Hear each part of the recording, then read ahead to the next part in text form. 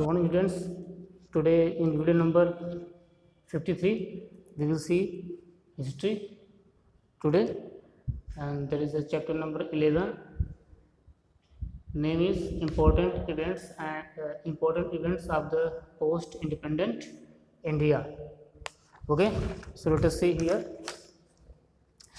In this chapter we will see the important events of post independent India. Post independent in the sense of after independence. After independence. So we will see here the foreign policy of India. So as we know that India has become independent on 15 August 1947. 1947 15 अगस्त को India एक independent देश के रूप में establish हो चुका था। जो वर्ल्ड मैप है उसमें एक इंडिया का स्थान आ चुका था एज ए इंडिपेंडेंट स्टेट। अब इसकी रिस्पॉन्सिबिलिटी थी कि जितने भी देश हैं बाकी देशों के साथ इसका व्यवहार कैसा होगा, इसकी जो पॉलिसी है वो कैसी होगी। अब देखिए इसमें जो फेजर्स ऑफ फॉरेन पॉलिसी, सो सी तीन चीज़ें हैं इसमें: नॉन अलाइनमेंट, पीसफुल को एग्जिस्टेंस एंड यूएनओ सपोर्टर। तो तीन पॉलिसी हैं इसकी फॉरेन पॉलिसी इंडिया की। पहली नॉन अलाइनमेंट। नॉन अलाइनमेंट का मतलब है, यहाँ पे एक वर्ड है अलाइनमेंट। अलाइनमेंट का मतलब होता है ग्रुप, जिसे आप बोलते हैं हिंदी में गुट। Okay, group. सो हम सभी जानते हैं कि इस टाइम पे 1945 में हमारा सेकंड वर्ल्ड वॉर ख़त्म हुआ था। Second world war means after 1947 America and Russia they emerge as a super power of the world. America और रशिया दो ऐसे देश थे जो कि सुपर पावर के रूप में उभर के आए 1945 के बाद। ओके, दोनों एक ही ग्रुप के थे इस युद्ध में, लेकिन दोनों की जो इकोनॉमिक स्ट्रक्चर है वो अलग अलग है। ये है कैपिटल बेस्ड और ये है सोशल बेस्ड। सो ये इनमें आइडियोलॉजिकल डिफरेंस है, वैचारिक मतभेद, आइडियोलॉजी इनकी डिफरेंट है। ये है मेन कैपिटलिस्ट और ये है मेन सोशलिस्ट। तो इनकी जो आइडियोलॉजी है वो डिफरेंट है, लेकिन दोनों क्या हैं, डेवलप्ड। ये भी डेवलप्ड और ये भी डेवलप्ड। रशिया सबसे बड़ा देश दुनिया का, 2 महाद्वीपों में फैला है, 2 कॉन्टिनेंट, दैट इज कॉल्ड यूरेशियाई कंट्री। जितना बड़ा देश उतना ही ज़्यादा रिसोर्स इनके पास है और पॉपुलेशन उतनी ही कम। तो यहाँ पर डबल फायदा, एक तो पॉपुलेशन कम, ऊपर से रिसोर्स ज़्यादा। So it is already developed country. America it is also developed country. जितना पूरी दुनिया में प्रोडक्शन और कंज्यूम होता था उतना अमेरिका अकेले करता था, कंज्यूम और प्रोडक्शन भी। और साथ ही साथ एटम पावर भी इसने डेवलप कर लिया था, जो जापान पे गिराया था। तो इसका भी डर था अमेरिका को लेके।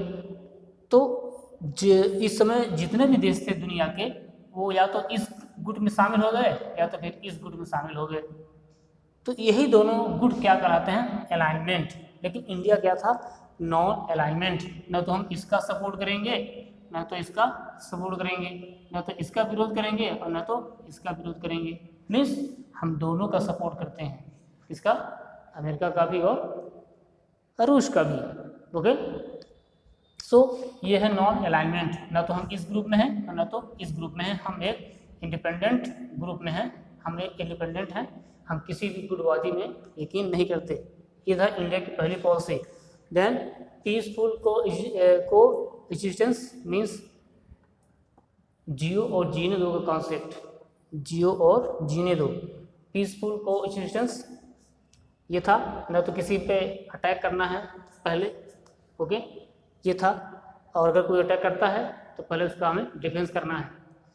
And UNO supporter, UNO supporter का मतलब फर्स्ट वर्ल्ड वॉर और सेकंड वर्ल्ड वॉर, इसके बाद दुनिया में इतनी तबाही हुई, डिस्ट्रक्शन, कि अब दुनिया को लगने लगा कि अब अगर थर्ड वर्ल्ड वॉर हुआ तो पूरी दुनिया तबाह हो जाएगी, जितने देश हैं वो सब तबाह हो जाएंगे।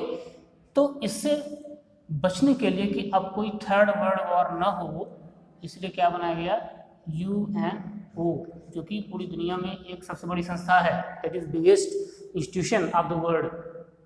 ओके, तो इंडिया किसका सपोर्ट करता है, यूएनओ का, न कि अमेरिका का और न कि रशिया का। इनका हम सपोर्ट भी नहीं करते तो विरोध भी नहीं करते। ओके, यूएनओ का सपोर्ट करते हैं हम, क्योंकि यूएनओ क्या है, एक रिस्पॉन्सिबल इंस्टीट्यूशन है। Okay, so these are the basic features of foreign policy. Now see the important events here. Kashmir problem. So Kashmir problem, it was with partition या इंडिपेंडेंस ऑफ इंडिया, जैसे ही देश की आज़ादी हुई वैसे ही ये प्रॉब्लम भी शुरू हो गई। कैसे, सी है, Kashmir problem the most complex problem between India and Pakistan. 47 से लेके आज तक, till now it is the most complex problem. Now हुआ क्या कि Britishers were given the liberty to merge with India और पाकिस्तान और रिमेन फ्री। जितने भी स्टेट थे इंडिया में, प्रिंसली स्टेट्स, सभी को ये लिबर्टी दी थी ब्रिटिशर्स ने जाने से पहले कि या तो वो इंडिया में शामिल हों या तो पाकिस्तान में शामिल हों या फिर फ्री रहें। ओके, तो इसमें इनको मर्ज करने का रिस्पॉन्सिबिलिटी किसको दिया गया, सरदार वल्लभ भाई पटेल, इनको रिस्पॉन्सिबिलिटी दी गई। तो सरदार वल्लभ भाई पटेल ने जितने भी स्टेट थे, प्रिंसली स्टेट्स, सभी को इंडिया में शामिल किया। 99% स्टेट्स को उन्होंने इंडिया में शामिल किया।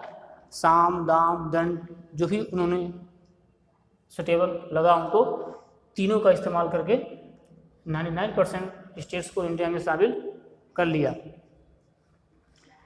अब स्टेट के साथ प्रॉब्लम ये थी कि अगर इंडिया के अंदर स्टेट हैं तो पाकिस्तान में जाते हैं तो भी प्रॉब्लम, क्योंकि है तो इंडिया के अंदर ही, या रिमेन रहते हैं तो भी प्रॉब्लम, क्योंकि इंडिया में बहुत सारे और देश बन जाएंगे, या इंडिया के अंदर ही बहुत सारे पाकिस्तानी झंडे लहराएंगे। तो इन दोनों में प्रॉब्लम थी। तो एक ही ऑप्शन था कि इंडिया में शामिल किया जाए किसी भी हालत में। तो उन्होंने साम दाम और दंड तीनों का इस्तेमाल करके 99% स्टेट्स को इंडिया में शामिल करवा लिया। इसलिए सरदार वल्लभ भाई पटेल को क्या मानते हैं, the maker of India. India को जो निर्माण था, आधुनिक इंडिया का निर्माण किसने किया, सरदार वल्लभ भाई पटेल। ओके, देन अब जो थे राजा हरि सिंह मीन्स कहाँ के थे, कश्मीर के। तो Raja Hari Singh decided to remain independent state. उन्होंने क्या डिसाइड किया कि हम फ्री रहेंगे, न तो पाकिस्तान में और न तो इंडिया में। ओके, वजह क्या थी कि कश्मीर में हिंदू भी थे और मुस्लिम भी थे, बुद्धिस्ट भी थे। तो यदि वो इंडिया में जाते हैं तो जो मुस्लिम हैं इनके साथ क्या होगी, इनजस्टिस, या पाकिस्तान में जाते हैं तो इनके साथ होगी इनजस्टिस। तो दोनों के साथ इनजस्टिस, क्योंकि कश्मीर में दोनों थी पॉपुलेशन, हिंदू भी और मुस्लिम भी। तो इस तरह से उन्होंने क्या डिसाइड किया कि ना तो हम इंडिया में ना तो पाकिस्तान में हम क्या रहेंगे, फ्री। तो जब पाकिस्तान ने देखा कि कश्मीर तो फ्री है तो क्यों इसको हम अपने में ही मिला लें, हटाए करके ज़बरदस्ती। तो सी है, ऑन 22 अक्टूबर 1947 कवालीज मीन्स क्या है, वहाँ के ट्राइबल, वहाँ के जो लड़ाकू कबीले किस्म के लोग हैं, वो वहाँ के क्या थे, कवालीज। एंड मैनी पाकिस्तानी, ये दोनों मिलके जो वहाँ के थे कबीले टाइप के लोग, लड़ाकू लोग, और जो पाकिस्तानी थे कुछ गुट, इन्होंने अटैक कर दिया कश्मीर पे। और 4 दिन तक कश्मीर के अंदर वो हमारे देश में घुसते रहे, कश्मीर से हमारे देश की ओर आते रहे। और श्रीनगर से लगभग 25 किलोमीटर 25 माइल्स की दूरी तक आ गए थे 4 दिन के अंदर। जब 4 दिन बीत गया, आफ्टर 4 डेज, जब सिचुएशन बहुत ही सीरियस हो गई, out of control, then Raja Hari Singh asked the Indian government for help. 4 दिन बीतने के बाद इनको होश आया और ये इंडियन गवर्नमेंट से हेल्प मांगने आए। And soon Indian government complain in the UNO, और जैसे ही ये हेल्प लेके आए, हेल्प मांगने आए, फिर लॉर्ड माउंटबेटन के एडवाइस पे पंडित जवाहरलाल नेहरू जो कि उस समय प्राइम मिनिस्टर थे, वो कहाँ चले गए, यूएनओ के पास, और उन्होंने कंप्लेन कर दी। क्यों? क्योंकि ये क्या बन गया था, एक तरह का danger to international peace and security, ये अंतर्राष्ट्रीय मुद्दा बन गया Kashmir problem. Then UNO organized a team of 5 nations. अब कंप्लेन हुई तो यूएनओ ने एक टीम बनाई 5 देशों की, इसमें चेकोस्लोवाकिया, अर्जेंटीना, अमेरिका, कोलंबिया और बेल्जियम, इनके मेंबर्स शामिल थे। और इनसे कहा गया कि स्टडी करिए सिचुएशन को एंड रिपोर्ट कीजिए। तो after study they gave the report. First point, Pakistan should remove its troop means सैनिक from Kashmir and try to remove कबालीज and other people who are not in residence of India. इन्होंने बोला कि जो कश्मीर है, वहाँ से कश्मीर से जो भी पाकिस्तानी आर्मी है या जो कवालीज हैं या जो भी लोग हैं जो कश्मीर के निवासी नहीं हैं, उनको वहाँ से बाहर किया जाए।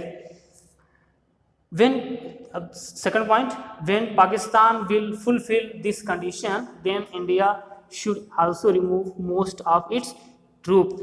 जब पाकिस्तान अपने सैनिक हटाएगा तब फिर इंडिया भी अपने सैनिक हटा देगा। Third number, the situation of cease fire will be operational till the final agreement is reached and India will keep only that much army which will be necessary for the help of local officers and to maintain law and order। इसको अधिक कहा गया कि cease fire तय होगा और तय होने तक कुछ आर्मी, कुछ इंडियन आर्मी जो कि ऑफिसर्स की हेल्प के लिए और लॉ एंड ऑर्डर मेंटेन करने के लिए वहाँ पे कुछ आर्मीज, कुछ सोल्जर्स वहाँ पे रहेंगे। Okay, then after long talk agree to cease fire. एक लंबी बातचीत के बाद सीज फायर मतलब जो फायरिंग थी उसको बंद किया गया। दोनों तरफ से फायरिंग बंद हुई। कब हुई? 1 जनवरी 1949 को। ओके, 1 जनवरी 1949 मीन्स आप ये समझिए कि 47 से 49 तक ये कश्मीरी मीन्स पाकिस्तानी कश्मीर में घुसते चले गए। और जो एरिया उन्होंने एक्यूपाइड किया मीन्स जहाँ से सीज फायर हुआ, बाउंड्री बनी, इधर पाकिस्तान इधर इंडिया, इधर पाकिस्तान इधर इंडिया। ये जो लाइन है इसे क्या बोला गया? LOC, line of control. Line of control, इधर इस तरफ पाकिस्तान और इस तरफ इंडिया, जहाँ तक अंदर घुस आए थे 25 माइल्स तक। ओके, अब देखिए, Pakistan occupied Kashmir territory they called Azad Kashmir. Azad Kashmir concept पिछले साल के एग्जाम में it was some controversial word. Controversial word का मतलब आज़ाद कश्मीर जो शब्द है वो इसके लिए इस्तेमाल होता है, वो पोर्शन कश्मीर का, वो पोर्शन जो कि पाकिस्तान में है। तो पाकिस्तानी इसको क्या बोलते हैं? पाकिस्तानी आज़ाद कश्मीर, जो कि है हमारा, लेकिन वो लोग उसको अपना मानते हैं ज़बरदस्ती, और उसको क्या बोलते हैं, आज़ाद कश्मीर। तो ध्यान रखिएगा, आज़ाद कश्मीर ये हमारा शब्द नहीं है, ये उनका शब्द है, वो क्षेत्र के लिए जो उन्होंने ज़बरदस्ती कब्जा किया था। Okay, then Pakistan started strengthening means मजबूत करना, स्ट्रेंथनिंग मीन्स अपनी आर्मी को ऑर्गेनाइज करना, उसको स्ट्रॉन्ग करना कश्मीर में। Its army and soon became member of SEATO. SEATO का मतलब होता है south east Asia treaty organization, means जो साउथ एशियन कंट्रीज़ हैं वो अपने क्षेत्र में एक डेवलपमेंट क्रिएट करने के पर्पज़ से उन्होंने एक एग्रीमेंट साइन किया कि कोई भी देश किसी भी देश पे अटैक नहीं करेगा, जो फॉरेन ट्रेड है वो अपना चलता रहेगा ताकि सभी का डेवलपमेंट हो। और पाकिस्तान इसका मेंबर बना with the help of America, और बदले में अमेरिका ने पाकिस्तान पे कई सारे अपने मिलिट्री कैंप इस्टेब्लिश किए। ओके, तो अमेरिका का जो दखल था वो कहाँ पे आ गया, कश्मीर मुद्दे को लेके। ओके, किसकी वजह से, पाकिस्तान। और चूँकि दोनों अगेंस्ट थे तो Soviet Russia supported India on the Kashmir issue. कहने मतलब अब अमेरिका ओपनली पाकिस्तान के सपोर्ट में आ गया और रशिया इंडिया के सपोर्ट में। ओके, सपोर्ट मांगने हम नहीं गए, वो खुद ही सपोर्ट कर रहे थे बिना मांगे। ओके, तो इस तरह से इनडायरेक्ट वे में हम किसका पार्ट बन गए, अलाइनमेंट का, जबकि अपनी पॉलिसी क्या है, नो अलाइनमेंट। ओके, सी है on 6 February 1954 the Kashmir assembly passed a resolution to merge the state in the India union. इस 6 फरवरी 1954 को असेंबली ने कश्मीर असेंबली ने एक रेजोल्यूशन पास किया, एक एक्ट पास किया जिसके तहत वो किसका पार्ट बन गया, इंडिया का। और बदले में इंडिया ने भी एक क्या किया, अमेंडमेंट, संशोधन, किसमें, कॉन्स्टिट्यूशन में।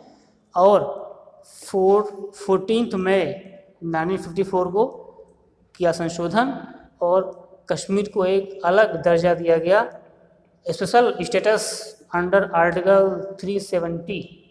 जो आप पढ़ते होंगे कश्मीर मुद्दे को लेके आर्टिकल 370, ये वही 370 है जो कि कश्मीर को एक अलग स्टेट का दर्जा देता था, जिसको अभी हाल में ही हटा दिया गया। Okay, then on 26 January 1957 the constitution of Jammu and Kashmir was amended and become the integral part of India. फिर 57 में एक और पास हुआ अमेंडमेंट, और फिर इसके बाद कश्मीर जो पोर्शन बचा था वो इंडिया का एक इंटीग्रल पार्ट बन गया, एक अभिन्न हिस्सा बन गया। Then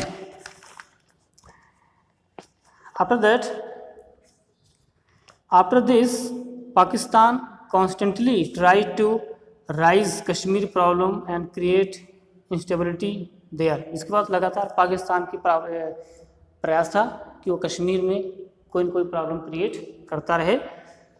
Pakistan raised the issue in the security council and put fourth the demand for plebiscite. यहाँ पे एक वर्ड है PLEBISCITE।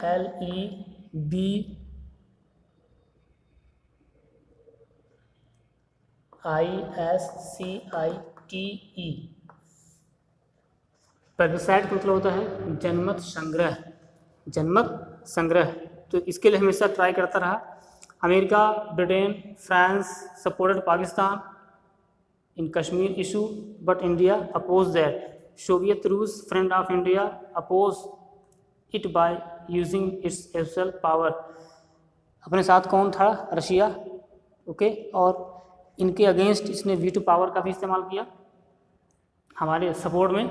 In 1962 Pakistan again raise the issue of issues but Soviet union against use the special right of veto. So in this way the situation of Pakistan is continuous going on in a complex way, okay. So it is the problem of Kashmir. Today we will see only this topic. It is enough for you, okay, and I hope you will read the book and understand the matter, okay. So thank you, have a nice day.